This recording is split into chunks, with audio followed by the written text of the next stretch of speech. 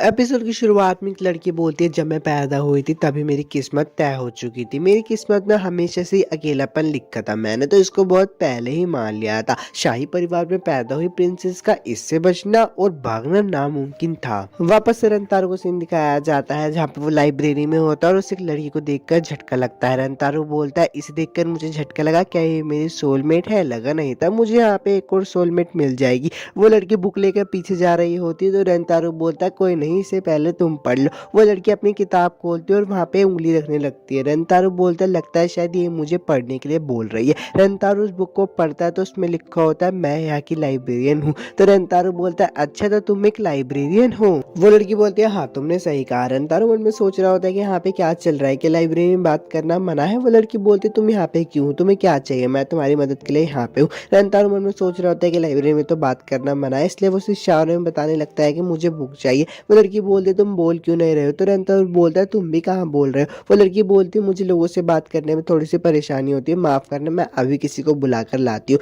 रंतारो उसे रोक कर बोलता है, सॉरी मुझे माफ करना, लेकिन मुझे कुछ समझ नहीं आया, क्या तुम मेरी मदद कर सकते हो? क्या तुम मुझे कोई किताब बता सकते हो? मुझे रोमांटिक जॉनरा बहुत पसंद है जिसकी हैप्पी एंडिंग होनी चाहिए। ये बात सुनकर वो लड़की उसके लिए बहुत सारी रोमांटिक किताबें ढूंढने लगती है। रंतारो उसे देखकर बोलता है, जरा इस छोटी लड़की को तो देखो, ये मेरे लिए कितनी ज्यादा मेहनत कर रही है। वो लड़की उसके लिए बहुत सारी किताबें ले आती है तो रंतारो बोलता है, ये तो बहुत ज्यादा हो गई है। वो लड़की बोलती है, माफ करना, जोन सी तुम्हें पसंद आए उसे यहाँ से लेकर चले जाओ। रंतारो बोलता है कि नहीं, तुमने मेरे लिए बहुत मेहनत से ढूंढा है तो मैं ये सारी पढ़ूंगा, हाँ मैं इन सबको अपने साथ ले जाऊंगा। वो उन सारी किताबों को अपने साथ लेकर जा रहा होता है, पर तभी एक लड़की बोलती है कि माफ करना, लेकिन नया लाइब्रेरी कार्ड को बनने में अगला हफ्ता लगेगा, तो तुम अगले हफ्ते वापिस आना। रंतारो बोलता है कि ऑफिस के काम हमेशा स्लो होते हैं। वो लड़की रंतारो के पास आती है और उसे अपनी बुक दे देती है। रंतारो बोलता है कि तो तुम्हारी बुक है ना, तुम मुझे दे रही हो? वो लड़की बोलती है, हाँ। रंतारो बोलते है, शुक्रिया, पर वैसे तुम्हारा नाम क्या है? वो लड़की उसे अपना नाम दिखाती है, उसका नाम है योशिमोटो शिजुका।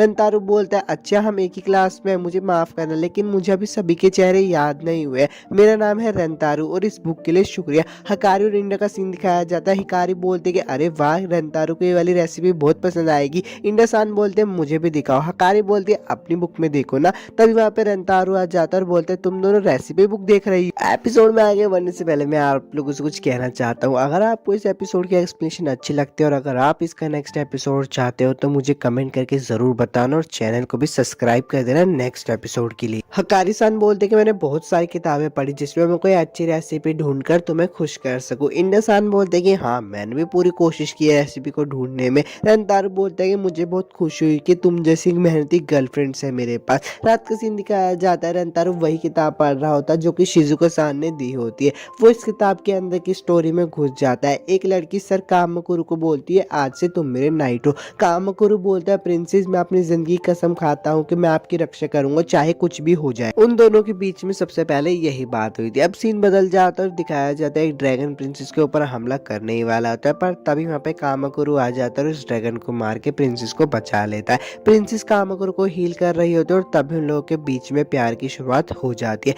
सीन फिर से बदल जाता है और एक आदमी बोलता है कि अगर तुम रॉयल फैमिली में शादी करोगे तो महाराज इससे बड़े खुश होंगे। तभी वहाँ पे कामकुरु आ जाता है और बोलता है, मैंने आपकी हमेशा रक्षा करने की कसम खाई थी, लेकिन अब मैं आपसे प्यार करता हूँ, क्या हमारी किस्मत को बदला नहीं जा सकता? रंतारो ये सब देखकर रो रहा होता है और बोलता है, तुम कर सकते हो कामकुरु। रंतारो बोलता है, पहली बुक तो खत्म हो गई और सोचने लगता है कि सोलमेट्स के साथ में होना जरूरी है वरना वो लोग मर जाएंगे। क्लासरूम का सीन दिखाया जाता है। रंतारो शिजुको सान के पास जाकर बोलता है, इस बुक के लिए शुक्रिया, ये बहुत अच्छी थी, मैंने तो इसको पूरी रात में ही पढ़ लिया। शिजुको सान वॉल्यूम 2 भी निकाल कर रंतारो को दे देते तो रंतारो बोलता है, तुम वॉल्यूम 2 मेरे लिए लेके आओ, तुम्हारा शुक्रिया, मैं तो मरा जा रहा था कि आगे क्या हुआ, लेकिन रुको मुझे पहले तुम्हें कुछ देना चाहिए। और वो शिजुको सान को बोलता है कि मेरे साथ आओ। वो उसे कोल्ड ड्रिंक देकर बोलता है कि कोई बात नहीं, ले लो, ये उस बुक के बदले था। और वो पार्क में बैठकर बात कर रहे होते हैं। रंतारो बोलता है कि तुम्हें पढ़ना बहुत पसंद है? तो शिजुको सान बोलती है, हाँ। रंतारो बोलता है, समझा, इसलिए तुम उन सीरीज के बारे में पता। मैंने बहुत सारी रोमांटिक नॉवेल्स पढ़ी है लेकिन इसमें कुछ अलग था। मैं बहुत डर गया था जब प्रिंसेस और कामकुरु के बीच में गलतफहमियां पैदा हो गई थी। शिजुको सान बोलते हैं, मुझे भी नॉवेल बहुत पसंद है, मैंने इसे बार बार पढ़ा है।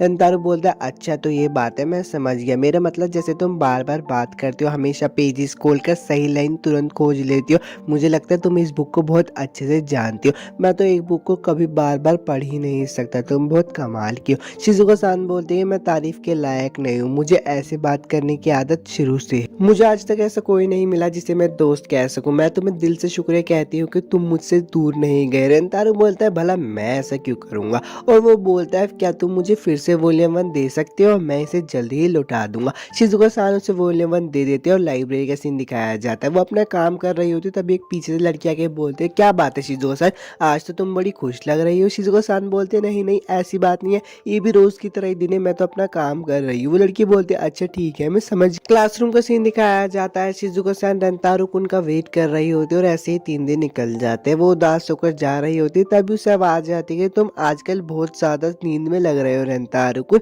तो रेंतारो बोलता है कि हाँ क्योंकि मैं देर रात तक सोता हूँ। हकारी रेंतारो को किस कर लेती है और बोलती है कि मैंने तो बस तुम्हें थोड़ी सी एनर्जी दी है। रेंतारो बोलता है शुक्रिया मेरी प्यारी हकारी। इंडसान बोलता है मेरे पास भी तुम्हें देने के लिए बहुत सारी एनर्जी, और वो उसे किस करने के लिए आ रही होती है पर वो उसके सिर पर ही मार देती है। रेंतारो बोलता है कि सीधा सर ही फोड़ दिया। शिजुको सान ये सब देख रही होती है और मन में बोल रही होती है कि मुझे पता था उसकी पहले से एक गर्लफ्रेंड। पास का सीन दिखाया जाता है। शिजुको सान को बहुत सारी लड़कियां परेशान कर रही होती है और बोलती है तुम हमेशा इस बुक से क्यों बात करती रहती हो, तुम नॉर्मली बात भी कर सकते हो, ये बहुत अजीब है। घर पे भी शिजुको सान को उनकी मम्मी डांट रही होती है और बोलती है तुम बाकी बच्चों की तरह बात क्यों नहीं करती, अगर तुम इस बुक से चिपकी रहोगी तो कभी बात नहीं कर पाओगी। शिजुको सान रो रही होती है। प्रेजेंट में सीन आ जाता है और शिजुको सान क्लास में बैठ कर सोच रही होती है, तभी वहाँ पे रेंतारो आ जाता है और बोलता है ओ तो तुम यहाँ हो, देखो आज मैं तुम्हें तुम्हारी बुक्स के बदले कुछ देना चाहता हूँ। रेंतारो शिजुको सान से पूछता है कि तुम्हारे पास स्मार्टफोन है, अगर तुम्हारे पास स्मार्टफोन है तो मैं चाहता हूँ तुम कोई ऐप डाउनलोड करो, चिंता मत करो ये बिल्कुल सेफ है। शिजुको सान वो ऐप डाउनलोड कर लेते हो और रेंतारो उससे कुछ भेजता है। शिजुको सान उसे खोलती है तो हैरान हो जाती है। वो मन में बोलती है कि अरे तो वही वॉल्यूम का ई बुक वाला वर्जन है, मुझे नहीं पता था, उन्होंने रिलीज कर दिया। रेंतारो बोलता है कि अब एक पार्ट को सेलेक्ट करो। शिजुको सान उस पार्ट को सेलेक्ट करती है तो उसमें से आवाज आने लगती है।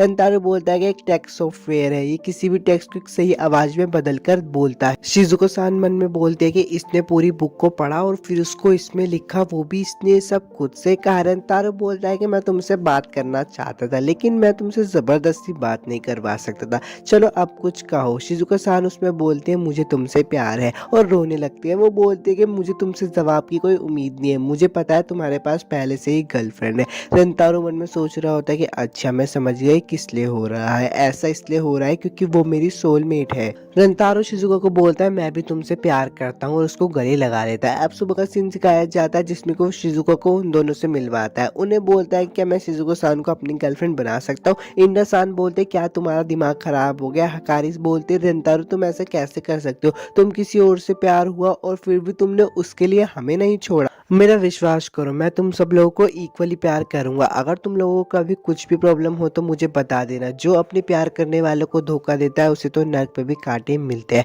वो दोनों उससे इंप्रेस हो जाती है और एपिसोड यहीं पे ही खत्म हो जाता है। एपिसोड 3 तो खत्म हो गया। अगर आपको वीडियो अच्छी लगी हो तो लाइक और सब्सक्राइब जरूर करना। मिलता हूँ आपसे नेक्स्ट वीडियो में।